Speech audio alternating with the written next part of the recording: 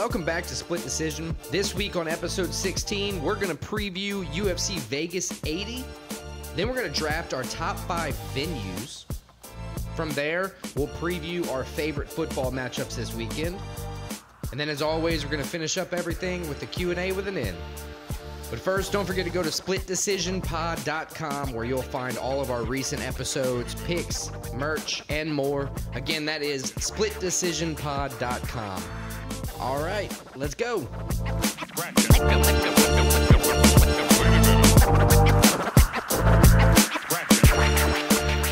Okay, so let's move on to our preview of UFC Vegas 80 coming up this weekend at the Apex in Las Vegas. We're going to cover the whole main card. It's going to be 6 fights.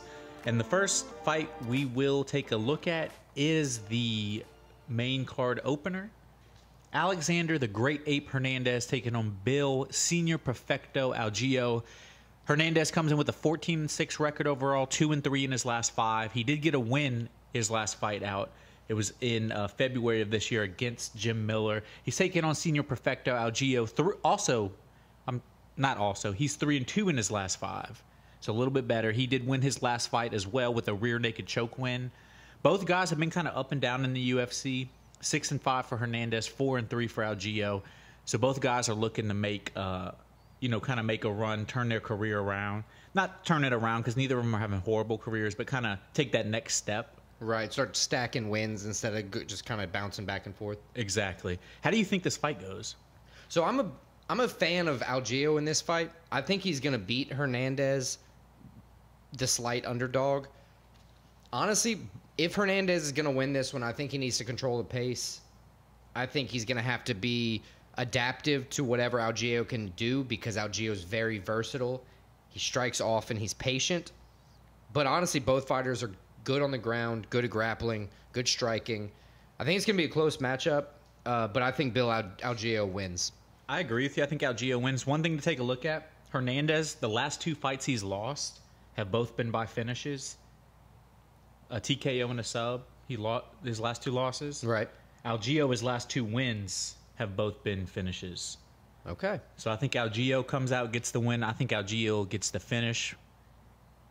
Most likely by sub, but I could see him getting a TKO as well. Yeah, Algeo does have 7 sub victories, so it kind of does play into that, narrative. All right, so the second fight of the main card in the light heavyweight division, we have Felipe Monstro Lins taking on Ian the Hulk Cutelaba, probably Ian, with how it's spelled. So we got Lins coming in 17-5, 9 KO wins, 4 submission wins, 4 decision wins, with Cutelaba coming in 17-9, 13 KO wins with 2 submission victories. I don't even have the decisions, but you can do the math on that. That would be like 4 or 3. Anyway, 2 as well. There you go. So Lins is perfect in light heavyweight through his 3 fights. He used to fight in heavyweight, dropped down to light heavyweight. 3-0, as you said, in Great. his last 3 fights. So he's kind of looks like he's kind of found his rhythm, found his weight class where he needs to be. I think dropping down, especially if you find success, dropping down that weight class is going to help you realize your full especially power. for a heavyweight, because it typically means like there's more fat. You're just taking it more serious and you're getting in better shape. Right. We've seen a lot of fighters do that, and a lot of times they get better. Hell, I think he's Cannonier dropped all the way from heavyweight to 185 until he found his. Right. It's crazy. So Lins, great for him there. Cutelaba coming in. He's always the aggressor, always looking to finish a fight quickly, almost always shoots a takedown, and he has a very high percentage of getting them. So he's an exciting. He's only 6-8-1 in the UFC, so he hasn't had the most success, but he's a guy, he brings the action. All his fights are going to be action. It's not going to be a boring fight. No, I agree. What do you think is going to happen? Man, I think Lins has, as we've talked about, he kind of found his way. I think he comes in, he gets his 4th victory in a row. I just think he gets that victory. I think light heavyweight is where he needs to be. Right, I completely agree.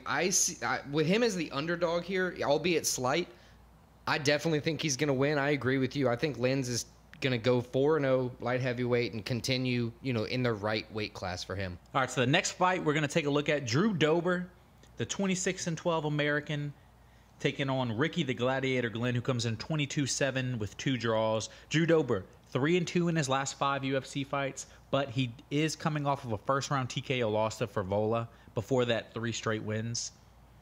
One interesting thing I saw, Dober, his last 6 wins, all KO, TKO wins. So he's been bringing it lately. Yeah, well, I think every time we see a lightweight fight, we say it. I think so, too. Dober, 12-8-1 in the UFC. He's been in the UFC since 2013, so this is his 10th year UFC.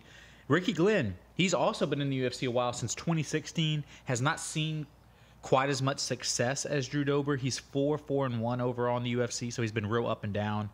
2-2-1 in his last 5. His last 2 fights he has not gotten a win in, so he's really looking to come in and get the win. I think this is going to be a case of 2 guys coming in, putting a show on. It's going to be fast-paced fight, a lot of heavy swinging. I just don't see how Drew Dober doesn't come in and get a knockout. Yeah, I wholeheartedly agree with the money line favoring Drew Dober. I think it's like minus 450 right now. Yeah, Vegas has Dober as a huge, huge favorite. And mind you, this is Tuesday, so money hasn't even been able to affect the lines yet. So I agree. We have 2 left-hander, 2 southpaws fighting here. Drew Dober, Ricky Glenn, both longtime veterans in the UFC. Both guys coming off of first-round KO/TKO losses, too. So it'll be interesting to see how you... It's always interesting to see how fighters respond after that. Yeah, it is a tough response for sure. And both KOs, I believe, came this year, right? Yeah, Ricky Glenn was in April, and I think Drew Dober was in February or March, right? Yeah.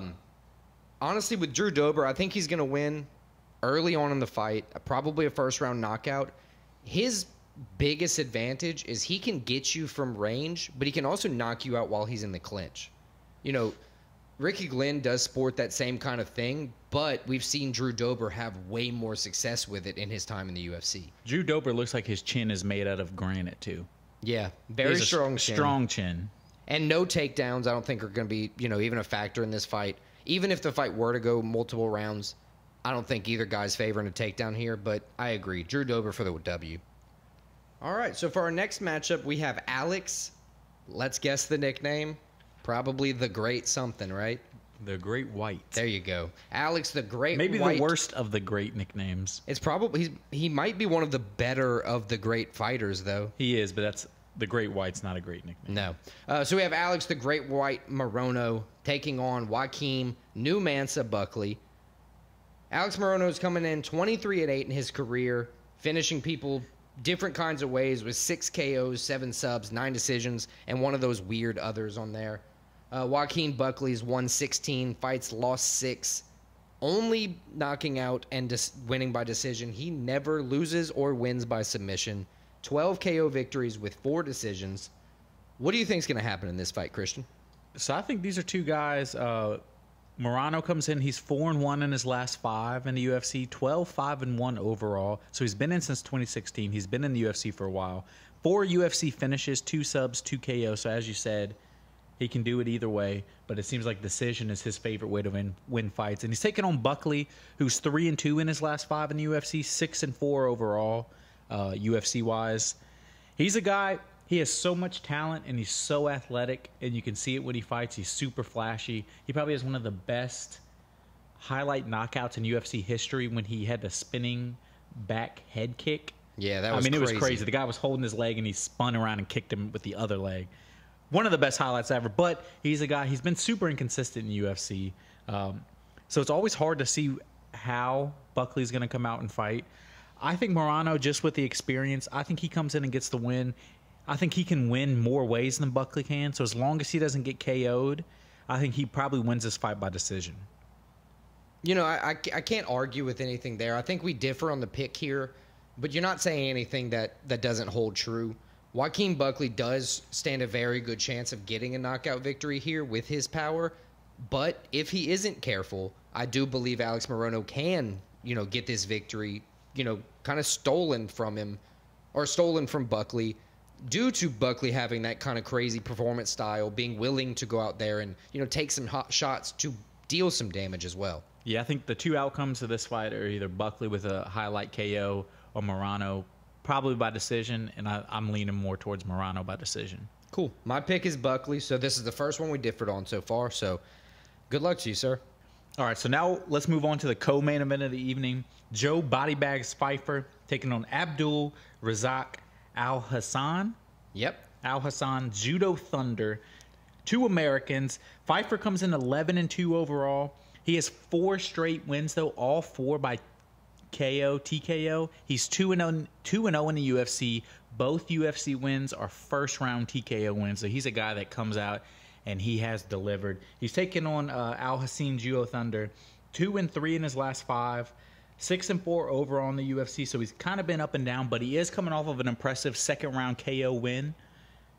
So he's coming in to try to ride that momentum. Right. But he's taking on a guy that seems, by all accounts, to be a guy on the rise, a guy to look out for, an exciting fighter in Pfeiffer. I wholeheartedly agree, dude. Pfeiffer is an adept striker. He can handle it on the ground as well. Although, you know, at 185, you kind of have a mix of fighters who, like Al Hassan, never want to finish it on the ground, and you have a couple fighters who will. Yeah, it's good to have a background regardless. You need to be able to defend yourself. You need to be able to at least, you know, contend on the ground if you're put in that position. Al Hassan's another one of those guys, just like Buckley. Never been subbed, never subbed anybody. In fact, he has 12 career wins as a professional. All 12 of them are KO, TKO. Never even won on the scorecard. Yeah, that's pretty crazy. Look, if you put Pfeiffer's abilities mixed with his aggressiveness, I think it's pretty much destined to be an explosive fight. I don't see this one ending by decision. I think both guys are going to come out here swinging, going at it strong. But I think Pfeiffer, given, you know, his just domination, is going to show the reason for his nickname Body Bags, and I think he's going to take out Al Hassan, you know, this Saturday. Yeah, I got Body Bags winning this fight. I think he comes in, he gets his 5th straight TKO, KO win. I think he moves to 3-0 in the UFC, and I think there's a good chance he gets his 3rd straight UFC first-round knockout win. I'd be here for it. Our main event for UFC Vegas 80 is Grant KGD Dawson taking on Bobby King Green. Grant Dawson's only loss was in 2016, and since then, he's had one little blemish and one, you know, controversial win. Yeah, he hasn't lost in the UFC. 8 wins, 0 losses, 1 draw. Very solid. And he had the draw to Ricky Glenn in 2021. And the controversial split decision win over Madsen. Right. Nothing wrong with any of that. I mean, judges saw it one way. Some fans saw it the other. If you're a Grant Dawson fan, I bet you thought he won, though. Right? I'm sure Grant thought he won. There you go. So, look, Grant's a powerful wrestler. He has great cardio. He's very durable. And Bobby Green is as well. He has great defense, powerful striking. He can get it done a multitude of ways, just like Dawson. The difference here, I think Dawson is more poised. I think he's more patient. And I think he doesn't kind of use the shit-talking necessarily to fuel his anger for the Bobby fight. Green's a showman. Right. He's been in the UFC since 2013, so again, he's another guy. Almost 11 years in the league. Just like Dober, we said? Yeah, 10 Drew years. He's 11 wins, 9 losses, 1 draw, 1 no contest in the UFC. So he's been kind of up and down, but he's literally fought everybody. He's fought Islam Makhachev, the champ. He's fought Dustin Poirier, Edson Barbosa, Clay Guida. His last fight, he beat Tony Ferguson. He's fought Drew Dober. He's fought Fiziev. So he's a guy, he's seen everything really in the octagon. Everything that you can see, he's seen. And he's been, he's been beaten every kind of way, so he's been able to come back from every type of defeat as well. So, not completely, sleeping on Bobby Green. He is still that dude. He's still that dude, and honestly, with the odds, I think he's like, what, plus 380 or plus 300, I'm sorry. It's not crazy to think he could win this fight. I don't think he wins the fight. I think Grant Dawson comes in, and I think he kind of does his thing. Probably, if I had to guess, wins this fight by decision, Grant Dawson. But I could see him submitting Bobby Green. But I think it's going to be closer than the odds suggest. Yeah, I agree. I think Grant Dawson's definitely going to win this fight. I think it will be a closer matchup than the lines suggest, at least at this point. But we've also seen lines move a lot closer to the fight day. So I'll definitely be keeping an eye out on it. But I do think it will be a closer fight than it looks as of now.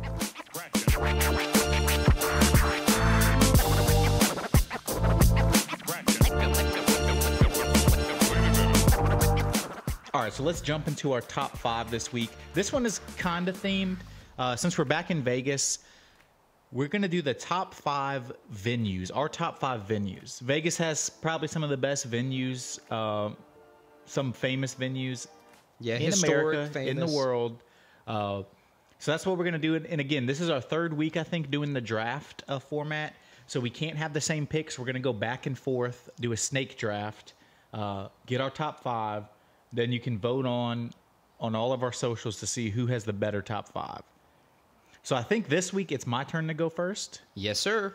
And I suggested this top 5 with my number 1 pick in mind. That's actually very smart. What's your pick? Well, my pick, this is a venue that just this week, it's been kind of in the news the past few months, but just this week it opened.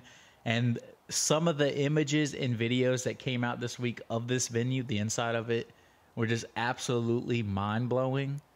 Yeah, you got a good pick. So my number 1 is going to be the Vegas Sphere. This thing, inside and out, is just all screens, all visuals. It looks like a spaceship. It looks like a spaceship. It looks like anything you want. They can make it look like anything they want. The most terrifying thing would be an eyeball. They do have that eyeball. They do sometimes. That's freaky. I know during the summer, during NBA Summer League, they had it as a basketball, and it looked like just a giant basketball in the middle of Las Vegas. Right. I mean, it is so cool. There's endless possibilities. They're already talking about doing more around the world. I think London. Yeah, I saw that post today. They're planning, and it's confirmed there will be a Sphere in London. So Sphere, I think, one of the most innovative, one of the most unique, coolest venues in the world. So Sphere, the Vegas Sphere, my number 1 pick. That is a very solid pick. I like it. Honestly, it wasn't the first thing to come to mind.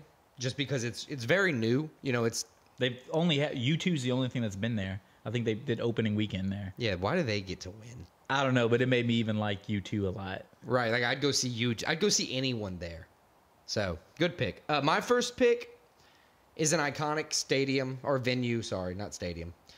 Iconic stadium. You know, it's Madison Square Garden.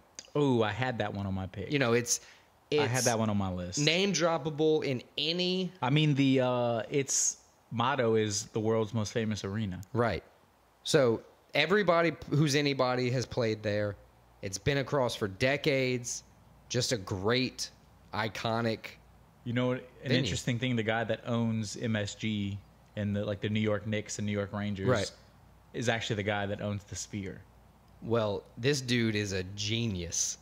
Do you know his name by chance? James Dolan. He's an asshole and everybody hates him. But shout out James Dolan, you big old asshole with good ideas. So MSG, I think that's a good number 1 pick. All right. So it's Snake. So you get your number 2 now. Oh, man. Listen. My number 2, I'm going back with another iconic venue. Reason I'm going with this one is throughout history, it may not be used as much as a venue anymore. I think you're taking my number 2 pick. But it's such a solid venue that the Coliseum will always... God damn it, that was my number 2. Okay, so that's why I told you before that I had, like, you know, some things that could be venues, but it's, like, more historic. This is it. The Coliseum is just a fantastic venue. It's a piece of history. I would just want to go there. You know, not even see anybody perform, fight. I know they don't do that anymore. That's great, but I just want to see it. That would be great, crazy and awesome. So second pick, the Coliseum. What you got? That's a good pick, and I'm kind of upset because I had that as my my number 2. If you had the Sphere and the Coliseum, that's hard to come back from. That is hard to come back from. So I'm gonna go kind of a. You know what? I'm gonna go historic too. Not quite as historic as yours. Okay. But this is, if you're a world football fan, not American football, this is probably, outside of America, the most famous stadium in the world. I'm going Wembley Stadium in London. It's been around forever. This is actually the second Wembley Stadium, kind of like MSG. They've had a couple named Wembley that keep just like getting better. Yeah, they tear it down, build another one, kind of like what they did with MSG, as I said. Right. I think this is the second one. It's been around for a while. Wembley Stadium, it's huge. It's hosted all kind of crazy events, concerts, football games, American football games, and huge soccer games. So Wembley Stadium, my number 2. Yeah, my favorite live show. I was not born to see it live, but it's a YouTube video that I'm able to watch. It was at Wembley Stadium. It was the 1985 Live Aid where Queen performed. Exactly. It was, just every time you can watch it now, it still brings you chills. It's crazy. So that's your second pick. So Wembley that's my Stadium. second one. For number 3? So now I got to go number 3, and now you kind of got me. I know, it's like a thinker now. It's a thinker, and I'm going to go one that I think people will resonate with. I'm going to go Fenway Park in Boston. That was my third pick. Nice. Or it would have been. One of the oldest stadiums in Major League Baseball. One of the oldest continuous stadiums that's probably used in the world right now. It's so unique. I mean, everybody sees the wall, the green monster, and you know instantly what you're talking about. Right. It's hosted. I mean, the Red Sox are one of the most historic franchises, not only in baseball, but in American professional sports, period. They have one of the biggest rivalries against the past Yankees. 3 decades. They hold concerts there, which are supposed to be awesome. Fenway Park, it's right in the middle of the city, which I think not a lot of American stadiums are, so it kind of gives it that little extra. Yeah, it's all too often that the arenas and stadiums are in kind of like the boonies, right? Yeah, well, especially nowadays because they're starting to build these giant super stadiums and there's no room inside of cities. Right. So Fenway Park, my number 3. What's your number 3? That is a great number 3. Just saying, I had that as would have been my pick for number 3 for pretty much every reason you stated. So bully to you. My number 3, honestly, I think I'm gonna go with the Indianapolis Motor Speedway. I did not have it on my list, but that's not a bad pick. It's the home of the Indy 500, in my opinion. One of the biggest viewed, or I know it is one of the biggest viewed races. It's one of the most historic auto races of all time. Definitely. In my opinion, it's better than the Talladega just because it's where my favorite football team plays. So I'm gonna just take it with that one. But yeah, my number 3, Indianapolis Motor Speedway, home of the Indy 500. And number 4, man, I think I got to go with the TCL Chinese Theater for my number 4. What? Right. I know it's weird, but it's another one of those historical, iconic things. It's been in numerous movies. If you go to Hollywood and you see it, you know exactly what it is. It's been in anything from comedies to dramas to romances to Marvel movies and in between. Just a great, iconic theater. Not used as much for that same thing anymore, but it got its iconicness from playing shows and such back in the day. I'll take your word for that one. Cool. So what are we on my number 4? Your number 4. So my number 4, this is one of the, especially recently, it's become one of the best, I would say within the past 10 years, most iconic music venues in America, especially. I've even seen some comedians perform here. I'm going Red Rocks, the Red Rocks Amphitheater. It's in Colorado. That's a nice one. It's awesome because not only is it's an amphitheater and it's great, but with the nature and everything, it kind of just sets itself apart. Bill Burr played there a couple years ago. Bill Burr has played there. A lot of big bands have played there. I think Theo has played there. Yeah. Bert Kreischer. Bunch of good people. It's a cool place. I think it's a place almost everybody that likes kind of live performances has that on their list of like, I got to go see something there. Right. I got to be there at a show. That's a very good pick. So Red Rocks is my number 4. And finishing up for your number 5, what you got? So my number 5, I got to go, last week, you stole my favorite team and my favorite player. Damn. Sorry about it. In top 5 SEC things, and you did it on purpose, and I hate you for it. Wholeheartedly on purpose. I'll agree.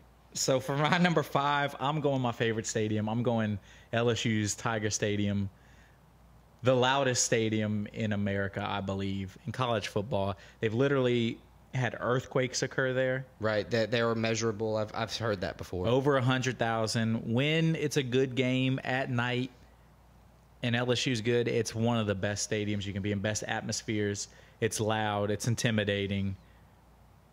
Old, has a lot of history to it, but also they've been renovating it, so it's nice. It's called nickname Death Valley, right? Nickname Death Valley. Pretty sick nickname for a stadium. Pretty sick nickname. I got to go LSU Tiger Stadium, my number 5. That's a great 5th pick. Mine, my fifth pick's kind of silly, but it's another iconic venue. I don't know. I've been on a real big, just not real kick lately. I think I was telling you that last week. So my fifth pick is actually going to be the Mos Eisley Cantina. That's where they play the Star Wars band music. Like from the first Star Wars? Yeah. The that one. So yeah, that's my fifth pick, the Mos Eisley Cantina. I've been on a real big Star Wars kick lately. I just rewatched the movie, and when I just heard them playing that song after we talked about venues, I was like, a bunch of people went there apparently. So my fifth pick would be the Mos Eisley Cantina. No comment on that. All right, fine. So just to recap my top 5, I got the Vegas Sphere, I got Wembley Stadium, I got Fenway Park, Red Rocks Amphitheater, Try to say it. and Tiger Stadium. And for me, I have Madison Square Garden, the Coliseum, Indianapolis Motor Speedway, the TCL Chinese Theater, and the Mos Eisley Cantina. Yeah, so we're going to throw that up on all of our socials with a poll. Vote who you think's the best. I think it's pretty obvious in this who's the best list, but we'll let the people decide.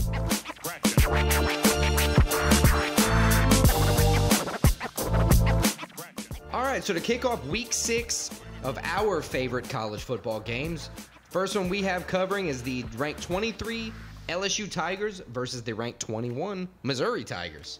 How do you see this game going, Christian? Yeah, I'm a huge LSU fan. Right now they have the number 4 offense in the country. LSU, but the 117th out of 130th defense. That is wild. The last game was probably, I've been following LSU my whole life, maybe one of the most frustrating LSU games I've ever watched, where we were literally scoring on every possession, but so was Ole Miss. Right. And we ended up losing by a touchdown pretty much. Yeah. Missouri, they're 5-0. LSU's 3-2. Missouri comes in 5-0. This is a big SEC game, 11 a.m. on the road for LSU going to Missouri. That's always tough. I'm not going to pick against LSU, so LSU is my pick in this, but this is going to be a very tough game for them. Well, look, LSU's on the road. They're favored by 6.5 currently, with the over-under of 63.5.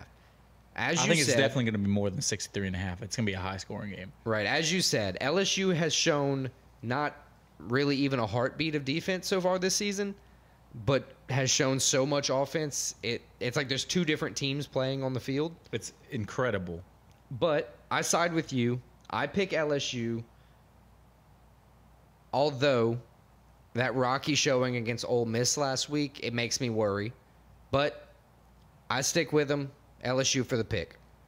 Yeah, so the next one I think we're going to cover OU, Oklahoma, Red River Showdown against the Texas Longhorns. This is one of the biggest rivalries in the country.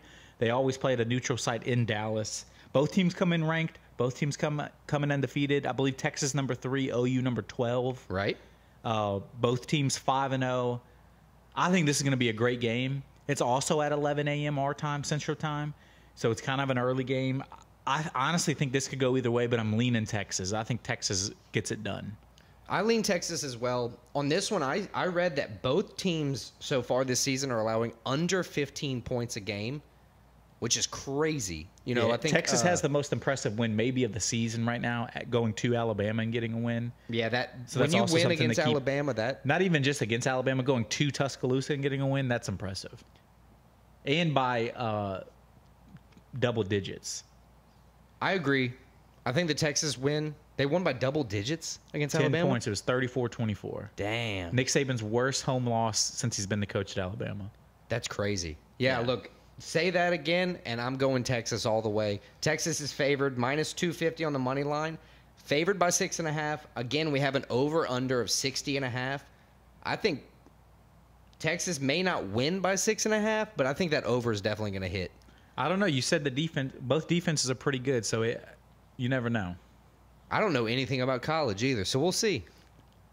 What's the next game we got? I think the next one, Alabama, Texas A&M. This one's surprising. Alabama, it comes in, they're 4-1. I believe they're ranked, what, number 10, 11? 11. They're taking on Texas A&M, who's also 4-1, but they're unranked.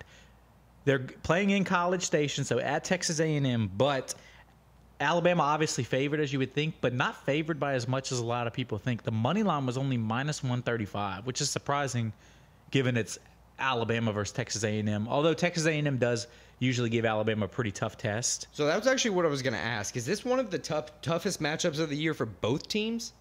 Texas A&M for sure.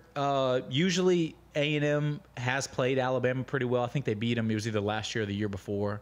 Or the last time they were in College Station, they beat them. Okay. I just think Nick Saban, they had the early season loss already. I'm not saying they're not going to lose. They're going to win the rest of their games the rest of the season, but I just don't think they lose this game. I think they go in. He's going to have the guys right. I think they beat Texas A&M. Texas A&M isn't great this year. They lost their starting quarterback, I think, a week or two ago for the season. Wow, that's rough. So I'm going to go Bama. I think they get it done. I agree, dude. Honestly, what I have written down on my paper here is, what does Nick Saban do? He always finds a way. You know, if, like you said, if he loses, he's not losing. He's not going to have a losing season. It may be a loss for the program because he's not going to go to the playoffs or a national championship or whatever, but his record will not be a loss. Jalen Milroe, that's the quarterback coming out this weekend, right? That's the quarterback. Right. He's kind of solidified himself as their quarterback. He's got to figure it out, but I do think Bama is going to win this weekend again. Over under a 49.5. Bama favored by 2.5 at home. This should be at College Station. Bama favored on the money line. I think we keep it that way. Like I said, Nick Saban finds a way. All right, so the next one we're going to cover, this is a big SEC matchup, big SEC East matchup. The Georgia Bulldogs. Number one overall, but coming off not a great performance against Auburn. They ended up pulling out the win, but it was not pretty. Yeah, they were favored by like 21.5, and they won by 7. Yeah, that's not good because Auburn isn't that good either. Auburn's not very good this year, but they're taking on the Kentucky Wildcats, who come in undefeated, coming off an impressive, dominating win over the Florida Gators. Kind of put Billy Napier back on the hot seat.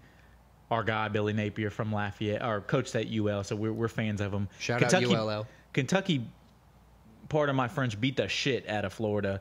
Their running back ran for like 270 yards or something. It was something crazy like that.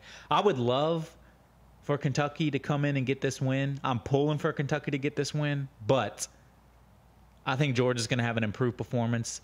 I think the Bulldogs is the reason they've won 2 straight national championships. I think Georgia gets it done. So I have a question, just because I'm not as familiar with college football. Is Brock Bowers that dude? Brock Bowers is that dude. Okay. So if that's the case, that was really all I needed to make my decision. He's a tight end, but he's really like a receiver tight end. You know what I mean? Yeah, yeah. So for him to catch, kind of go nuclear like he did last week. Well, he did. The thing is, he wasn't. They were holding him in check until the end, and then he went off. Right, but he's the sole reason they held Alabama off. He realized, hey, I got to step up. He pretty much was like, all right, I'm going to carry the team on back at this dub. Right, and he did. And he did.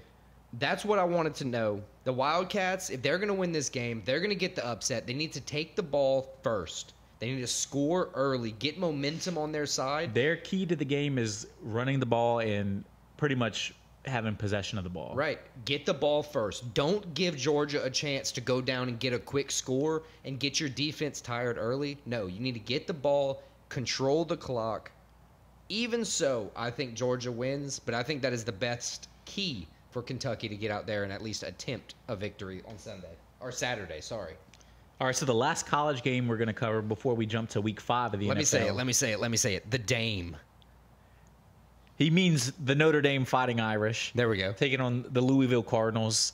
What are the rankings for either team? So we got Notre Dame ranked 10, 5-1 because they played week 0. That still doesn't make any sense to me. And Louisville only loss is literally a last-second loss to Ohio State. Dude, do they rank to 25? Because Louisville I can't read my damn handwriting. Louisville's 25. All right, cool. So they're 5-0 as well. Coming off of a Friday night win over NC State last week. Wasn't pretty, but they figured out a way to get it done on the road. Hey, a W is a W. It doesn't matter how you get it, in my opinion, as long as that goes on the record column. You have Notre Dame favored by 6.5. Notre Dame I bet on them last week -5.5, and they won by 7. Man, they barely won by 7. It took them at the end of the game to get that one. They like to leave it late. They lost late to Ohio State. They won late against Duke. Not a huge over here. Over under 53.5. Yeah, I think it's going to be. I'm thinking. I got Notre Dame winning. I'm thinking it's going to be like a 24-10, 24-14 win. The Cardinals are also 3-0 in the ACC. Is that the Atlantic Coast Conference? The Atlantic Coast Conference. Damn, correct. I'm getting better. And I got the conference right, even though I wrote it down. But The Atlantic Coast Conference. The Pac-12 thing, I just decided to ignore Atlantic that. Coast Conference, and they're adding next year California and Stanford and Southern Methodist, which is in Dallas, Texas. So some not coast, and then some Pacific Coast? Correct. Smart. I mean, Louisville is not really a coastal That's city true. if you think about it. Yeah, but I had to give them that because they're not being added in 2023. So anyway, I picked Notre Dame as well. I think they're going to cover because they covered 5 times this season. Out of 6 games, the only time they didn't cover is when they lost. So I think the saying is, a good coach wins, a great coach covers. Yeah, we put that on a shirt. Marcus Freeman, I like him as their coach. I think they cover. All right, so let's jump to week 5 of the NFL now. Again, we're going to cover pretty much the top 5 games. I think we're going to, last week we made the mistake of covering each of our favorite teams. They both lost. And then our joint favorite team of the Bengals, and they lost. Jesus. Hear more about and that none on of the those teams bets. are very good, so we're only covering the good teams and good matchups this week. The first one is going to be... Hold on. Let me reword that. We're only covering our favorite matchups this week.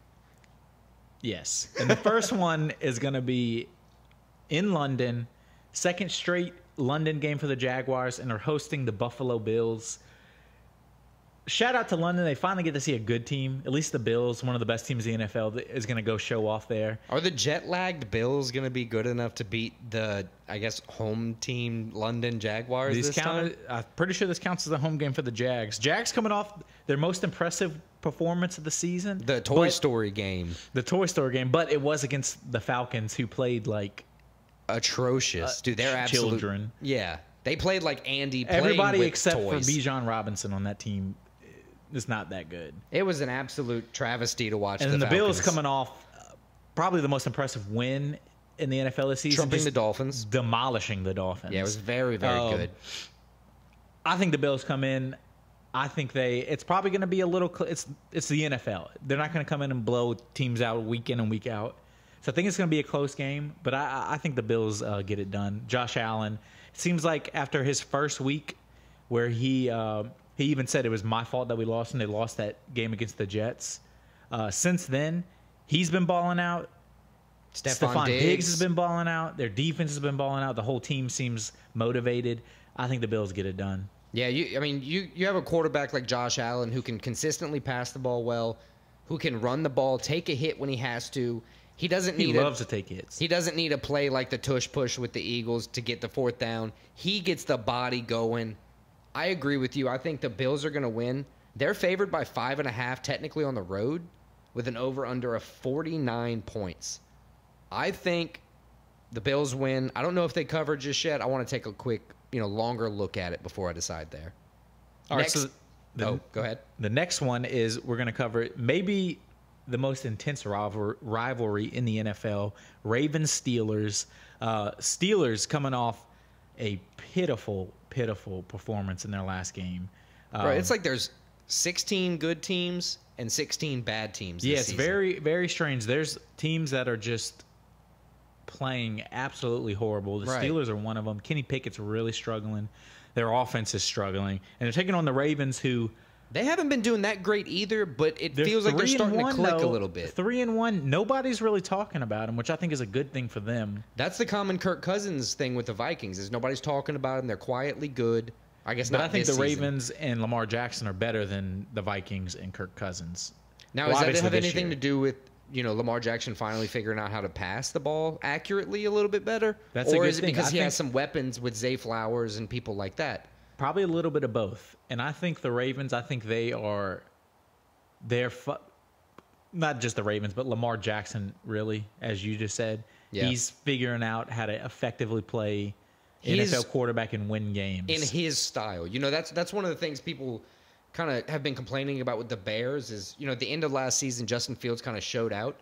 And then they but come not right really. back. They don't win games. Every time he shows out, quote unquote, they still lose. Get blown out. But they need to let the quarterback figure out how to play in his style as well as adhering to what the coach wants. Yeah, but that's blasphemy to compare Justin Fields to Lamar Jackson. Not preseason, it wouldn't have been. I mean, preseason. You're right. What does that mean? Fair enough. I picked the Ravens over the Steelers. I think they will cover 3.5 here, even though it's a big rivalry. The over-under on this game is only 38.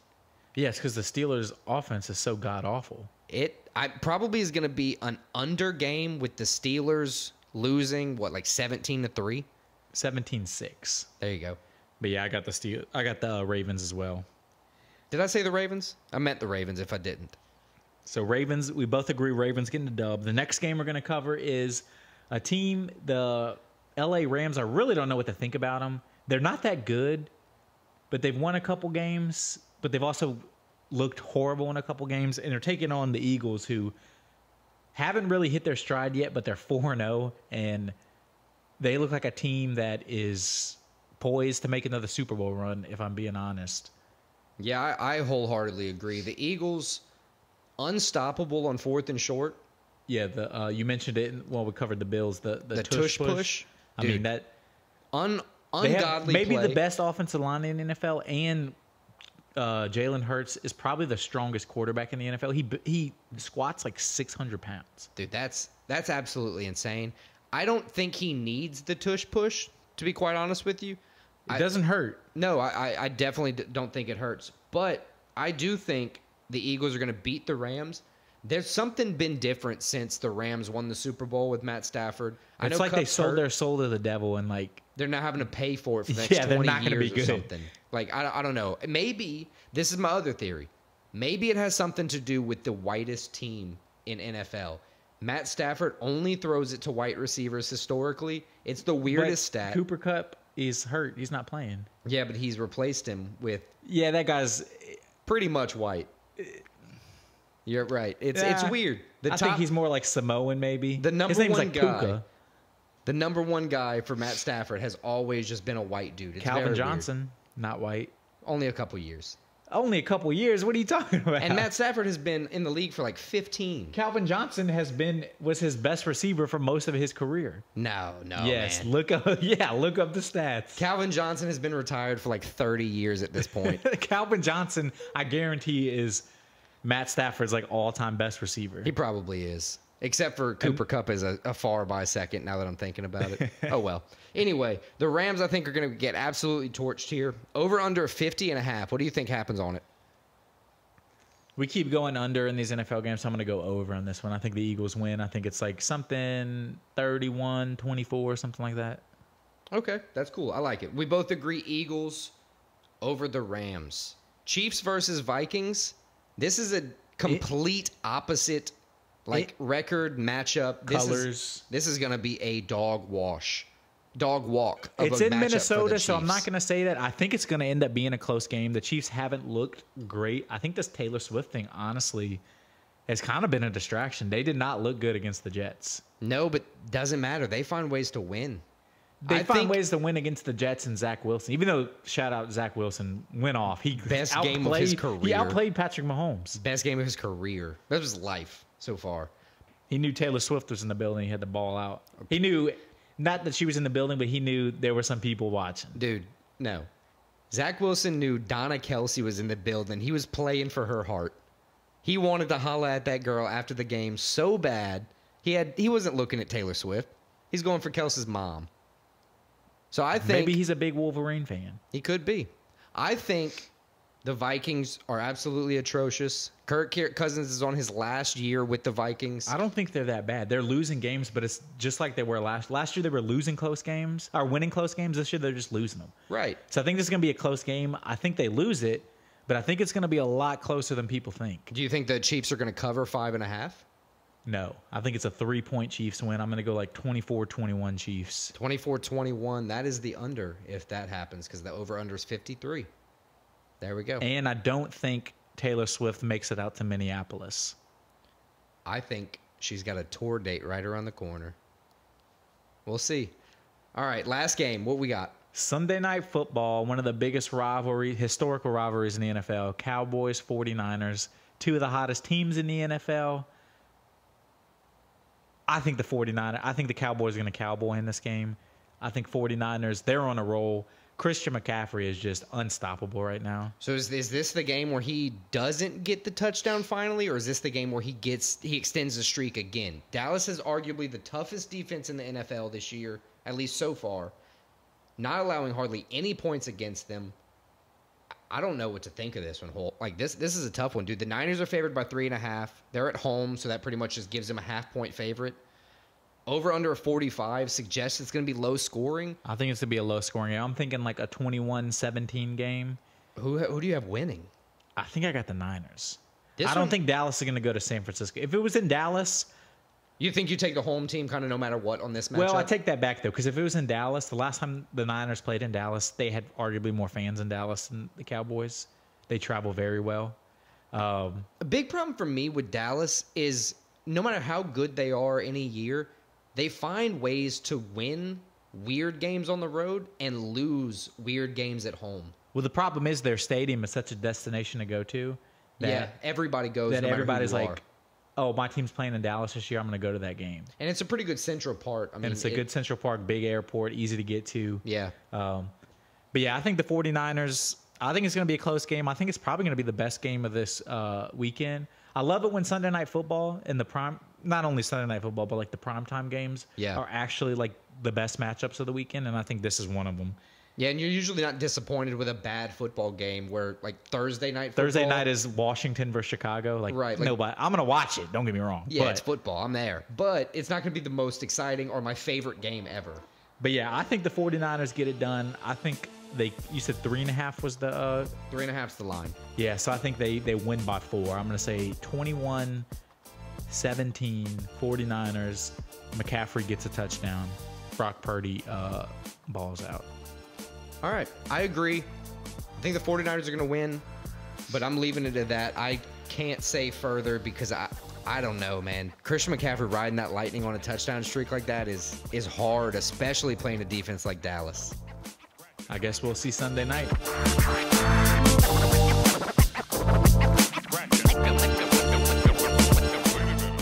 All right, so let's move on to the bets and picks segment. We're going to start off by recapping how we did last week in our bets and picks. Remember, last week we just did football because there was no UFC. And then we'll go over our new bets for this week, which are going to be both MMA and football.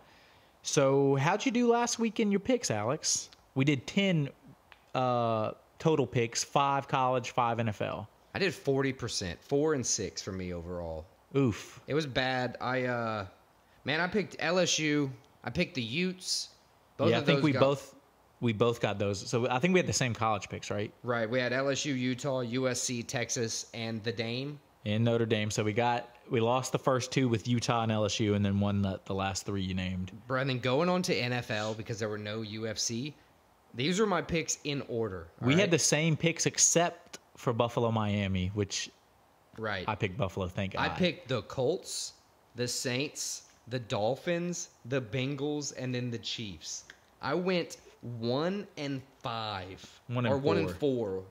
1 out of 5 in NFL. Yeah, so I went 2 and 3 NFL. Which isn't much better. It just feels it feels better. 5 and 5 overall for me, 4 and 6 overall for you. So not the best week for either of us. I thought for football we would do better because we kind of, at least I've been on a little slide lately. I'm happy I didn't go under 500, under 50%, but I was hoping better for 5 than 5 and 5. Definitely got to pick that stuff up continued. So that's cool. Brought us up to the season standings, 69, 35, and 1 for my picks. Christian, you got 64, 40, and 1. That will be your 3rd week in a row tying me or beating me on picks. So great for you. Moving on to bets. How'd you do on bets last week? So we did 5 bets last week. 5 total all bets. Football. I did 3 wins, 2 losses. My 2 losses, Bengals money line and Malik Neighbors anytime touchdown for LSU. Everybody on LSU's team scored a touchdown except for Malik Neighbors somehow. I feel like if you wouldn't have put that bet, everything else would have changed for LSU. Yeah, I feel like it's my fault. I don't know why I do that. Dude, I had a 15 leg parlay, just, for shits and giggles, all heavy favorites on college games. The only one where I didn't pick a heavy favorite was the LSU game. and they lost to Ole Miss. Yeah, Crippling. It was tough. But my 3 betting wins, I had Notre Dame -5.5. We talked about it in our football segment. They've won, covered 5 out of 6 games this season. They won late with by 7 points. I had Christian McCaffrey anytime touchdown. He scored 4 of them. That's crazy. And then I had the Cowboys money line. They beat the shit out of the New England Patriots. Bill Belichick's worst loss as a head coach, 38-3. That was his worst. His biggest deficit as a head coach. Has he ever been blown out completely? You mean shutout? Shutout, yeah. Yeah, they lost. It was Like the year they won the 16-0 Super Bowl. or It was something like that? 31-0 to the Bills to open the year. And that, I guess, would have been the largest deficit till this past Yeah. Sunday. Damn, crazy. How'd you do in bets? I did 3-2 as well. I picked Utah Utes money line, LSU money line. Those 2 lost for me, as we know, because college picks weren't that great. But I did win Vikings covering, even though they lost, so that was nice. Oh no, I'm sorry, they beat the Panthers. Yeah, they're just bad. Both teams are just bad. Dolphins versus Bills. I thought it was pretty obvious that the over was going to hit. That over hit by the first half. Or by the end of the first half, I'm pretty sure. 48-20 was the final, I believe. Yeah, it was nuts. And they didn't score much in the second half. And then Texas money line over the Steelers because the Steelers are just trash. So pretty much covered that. 3-2 on bets, moving me to 31-23-2 on bets. And Christian, that moves you to 30-26 on bets. So, you know, I'm still beating you by a little bit because of the win, but you know, we're pretty close. We got to get better though. Can't keep putting up L's like this. Yeah, that's tough. Yeah, it makes me look bad. Anyway, what you got for bets this week? So my bets this week, I have 2 MMA bets, 3 football bets. So I didn't pick any NFL this week because I didn't even want to look at it after how bad of a picking schedule I made last time. So I only did 3 UFC and 2 college bets. Okay, so my 2 UFC bets, I have Grant Dawson money line. He's -380, but I just need a dub right here. I feel so you. I got Grant Dawson, and then I have a little bit of underdog. I have Morano beating Joaquin Buckley. I have his money line at +145. Nice.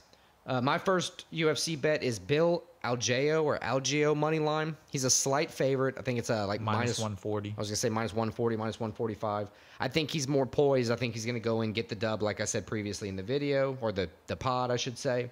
I next have Felipe Lins money line. He's a slight underdog, +125 here.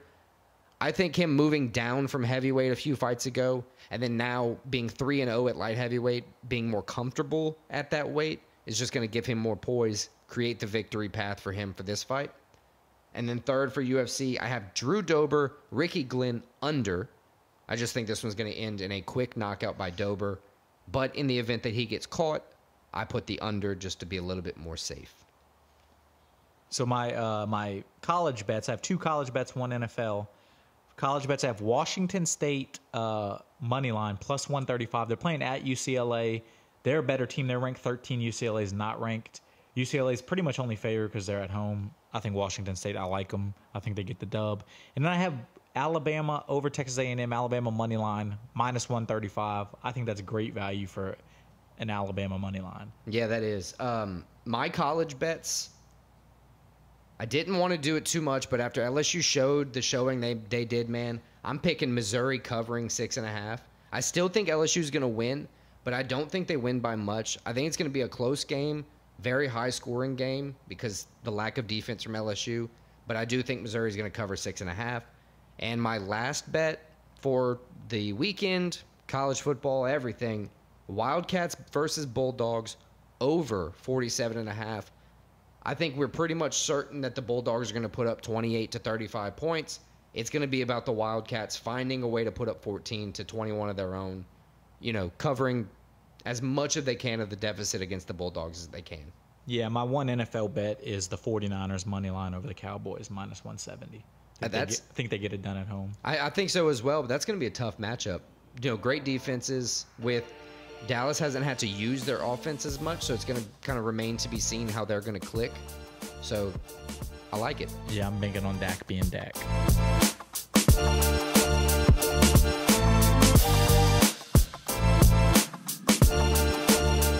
Weird week in MMA news. Tony Ferguson not only is scheduled to fight Paddy Pimblett, after that, he said he has plans not of retiring, but after he said he beats Paddy Pimblett, he wants to fight McGregor. Yeah, he said there's no end in sight. Yeah, he's not even thinking about retirement, according to him. Dude, that's just, I don't know. If Paddy beats him, I want him to retire. I want the UFC to like get rid of him. I don't want to see him lose anymore. I like Tony. I don't know. What do you think? I mean, if he wants to keep fighting and keep losing, let him be a punching bag and be a name on somebody's resume. That's his choice. Okay. Honestly. That's fair. I mean, that does kind of cover one of my questions. It was when is Tony Ferguson going to retire? Just because, 0-6, that's unprecedented in the UFC. I just don't think it's. It doesn't mean the same for him. You can't tell a fighter they need to retire, in my opinion. They're going to have to do it themselves. Yeah, but as Dana can stop letting him take damage, but to Dana's credit, it's a business. If Dana cut him, he would just go fight somewhere else. Right. By the way he's talking. So. And he's gonna make money at least. Yeah, so people will tune in to watch him fight. I just don't like seeing those guys that are clearly out of their prime getting just ragdolled. Yeah, it is. That's just part of the fight game. Right. So we have that Khamzat Chimaev, Paulo Costa fight coming up. Khamzat Chimaev. I said those two the first syllable backwards on both of them. So the backup for that fight is Kamaru Usman. I don't think that's a real story. I saw that too. That's no way that's real. I saw the source, and there was several things pointing at it. I don't know if it's. I mean, I just don't see why Kamaru. There's no benefit for him taking that. No. Why would he cut weight? No, to go it's to just Abu Dhabi and do that. It's wild, but it made me look at the fight a little bit. Dude, those two fighters aren't talking shit or anything. They're talking a lot of shit. Where? Go look at their social medias. They've been talking shit for the past 3 months. Dude, I was looking. I couldn't find anything within the past. They keep posting all kind of crazy memes about each other. They're talking a lot of shit. I guess the memes. I wasn't looking at the memes, but still, I don't know why Usman would do that. I hope it's not real. Last we heard, he couldn't run, and everybody likes to just hate on him for losing one fight after dominating. Well, he lost 2 fights, but yeah, but it started with Edwards. It didn't start after the second one. Well, both of them were against Edwards. The knockout, you mean, is what I'm saying. So I don't know. Lastly, Aljamain Sterling, still just trying to talk shit. He won a grappling match last weekend. And then called out Sugar Tits or whatever. Sugar Tits. Dude, I don't even care about this dude anymore. I do like when he said this is WWE when Sean called out Cheeto again, then Sean responded said my right hand wasn't WWE or something along those lines. Yeah, I like how clever he is with, or if it's not him, whoever's running his social media, they're pretty clever. It's definitely Sean. But Aljamain's just so corny. Like Merab, if he wasn't gonna fight you for the title, I don't think he deserves to fight the next for Sean against Sean O'Malley for the title. Cheeto's a fine replacement or fine option. I mean, he lost to him. They have a storyline already, right? Like, I don't agree They're with both whatever. Popular fighters. Oof. So yeah, Aljamain Sterling, corny as hell. Not a huge fan of him personally, but I want Sugar Sean to hold the belt for a while. He's a great fighter, but yeah, just stay off the mic. Yeah, that's probably it. So yeah, that pretty much covers up for the news. Outside of like all the crazy NFL teams playing terribly, T. Higgins finally went out with a rib injury, so it at least gave him an excuse not to be there. What else? Any other significant injuries we heard about in the NFL last week?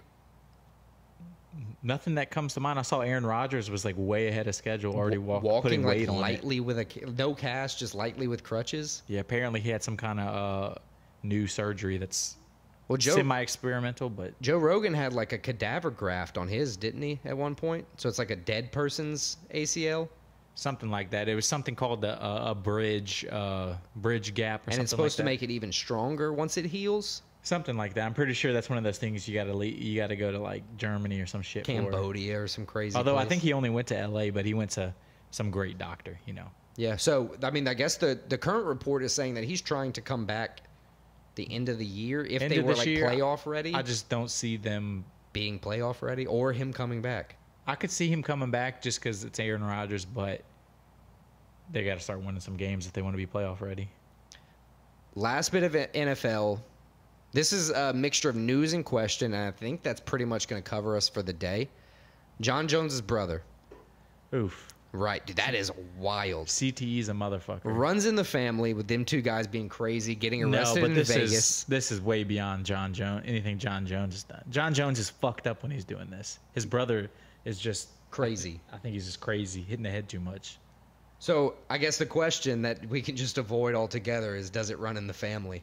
The craziness definitely runs in the family. Yeah, there's a little bit of craziness, but and I guess you could argue if John Jones was in the NFL taking, kind of hits that Chandler Jones has been taking for a few years, he might be the same kind of way.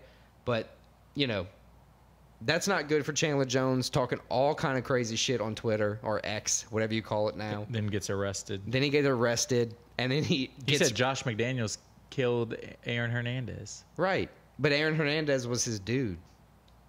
Yeah, all kind of crazy stuff. A lot to unpack there. So that's pretty much going to cover everything for Chandler Jones's career. I'm excited to see John Jones fight. Get him another knockout in the UFC. Him versus Stipe coming up in November. Can't wait. I think, and we have no more breaks for a little while with the UFC. Next several weeks of fights in a row. So back to normal. We'll be back at it. Thanks for listening to episode 16 of Split Decision. Check us out next week when we recap UFC Vegas 80, take a look ahead to UFC Vegas 81 Youssef Barboza, and cover a little bit of football. The largest pumpkin ever recorded weighed 2,600 pounds.